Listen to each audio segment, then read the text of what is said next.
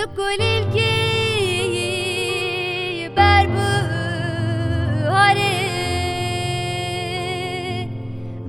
hare berrogon ya dilime kuda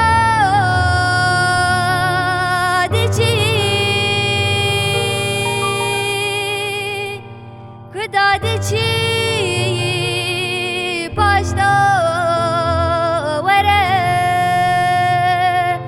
başta vere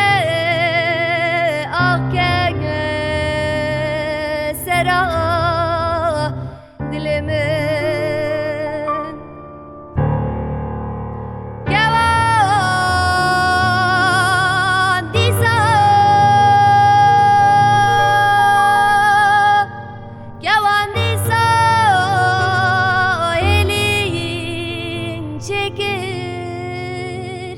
Gavandisa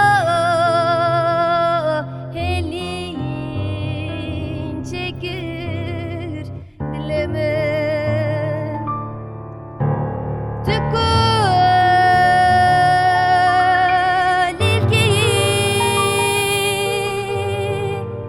Tukul ilki